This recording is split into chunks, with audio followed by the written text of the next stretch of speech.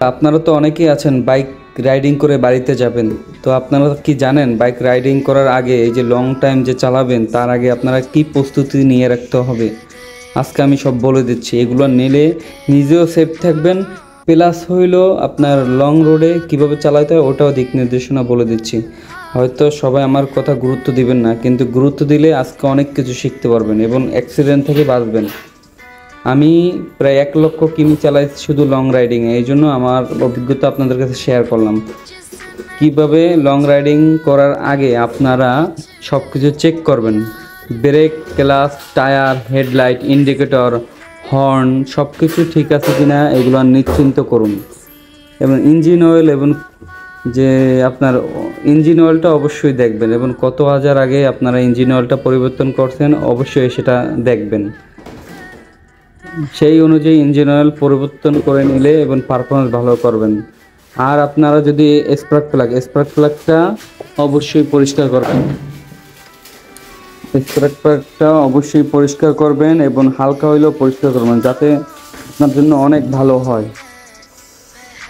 3 নম্বর হলো air filter অবশ্যই পরিষ্কার করবেন। এয়ার ফিল্টার যদি পরিষ্কার করে নিয়ে যান তাহলে অনেক ভালো হবে, মানে থ্রোটল রেসপন্সটা অনেক ভালো পাবেন। ড্রাইভিং লাইসেন্স ও কাগজপত্র সাথে রাখুন। রেজিস্ট্রেশন এবং ইন্স্যুরেন্স, ফিটনেস, লাইসেন্স, সবচেয়ে বৈধ কাগজগুলো, ড্রাইভিং লাইসেন্স, ট্যাক্স টোকেন এবং স্মার্ট কার্ড, গাড়ির স্মার্ট কার্ড নাইলে লম্বা একটা পেপার থাকে ওইটা নিয়ে যাবেন। এই 3টা এবং এনআইডি সাথে রাখবেন।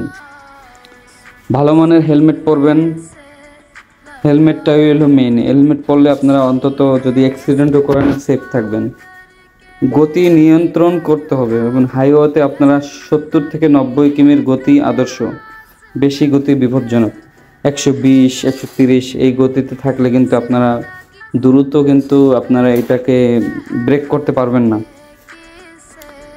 পানির বোতল ও সেলাইন সাথে রাখতে পারেন, যেহেতু দূরযাত্রা 1 ঘন্টা পর পর রেস্ট নিয়ে চালাবেন, এটা একটা ভালো বুদ্ধি। ভারী খাবার এড়িয়ে চলুন এবং হালকা ও পুষ্টিকর খাবার, যাতে ঘুম না আসে। রাস্তায় গর্ত বা মৃত্যু পশু বা এই ঈদে কিন্তু আপনার পশুর হাট চলে বা পশু নেওয়া না করে। অনেক লোকেরা দেখবেন রাস্তা পাড়ায়, মেইন রোড হাইওয়েতে রাস্তা পারাপার করে পশু। এই জন্য খুবই সাবধান, ব্রেক করবেন এবং সামনের এবং পিছনের, প্রথমে পিছনেরটা ধরবেন, সামনেরটা ধরবেন, একসাথে চাপে ধরবেন। গাড়ি উল্টে যাবে কিন্তু আপনি ব্যথা পাবেন না, সেফ থাকবেন। আর অবশ্যই বালু বা আপনার যে খোয়া বা ইটের খুঁড়ি এগুলোর সামনে ব্রেক করবেন না, সব কিছু বিবেচনা করে ব্রেক করতে হবে। অতিরিক্ত টুল কিট যে বক্সটা ওইটা অবশ্যই নেবেন। এবং ফিউজ তো থাকি এক্সট্রা, যদি ফিউজ নষ্ট হয়ে গেলে কিন্তু লাইন নষ্ট হয়ে যায়, আপনার বাইকের যে লাইনগুলো আছে সবই নষ্ট হয়ে যায়। তাই ফিউজ কোন জায়গায় গেছে বা ফিউজটা লাগাই দেবেন, ওখানে এক্সট্রা একটা ফিউজ থাকে। সাথে পাওয়ার ব্যাংক নিতে পারেন মোবাইল চার্জ দেওয়ার জন্য, এবং আপনার চেইন লুপ করার জন্য নিতে পারেন, যাতে চেইন থেকে শব্দ না হয়। দূরে গেলে অবশ্যই আপনারা লোকেশন ব্যবহার করবেন না। যদি আপনার পাক্কা রাইডার হন তারপরও আপনি লোকেশন দেখুন, কিন্তু ফ্যামিলিকে সাথে নেবেন না। ফ্যামিলিকে সাথে নিলে অনেক সময় টেনশনে থাকতে হয়। নিজে মরেন কিন্তু ফ্যামিলিকে নিয়েন না, কারণ যখন আপনি রাইডিং করবেন এবং ডবলিং রাইডিং বা 3 জন নিয়ে উঠবেন তখন কিন্তু রিস্ক থাকে। এই জন্য ফ্যামিলিকে আগে বাসে পাঠিয়ে দেবেন, দেন হইলো আপনি আপনার একা যাবেন, সঙ্গে করে একা যাবেন। সাথে বন্ধু বান্ধব থাকলে সমস্যা নেই, কিন্তু ফ্যামিলিকে নিয়েন না, এটাই আমার পরামর্শ। তো ভালো লাগলে আপনারা লাইক শেয়ার করে দিয়েন।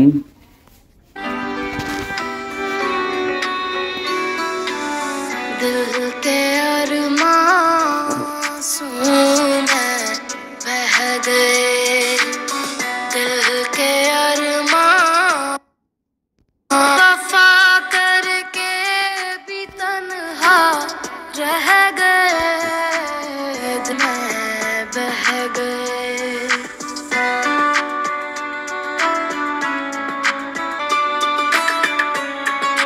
जिसने पूछा हमसे बिछड़े यार का, उसको सीने से लगा कर रो, सीने से वफा करके भी तन्हा रह, जिंदगी एक प्यास बन कर रह गई जिंदगी बन कर रह कर के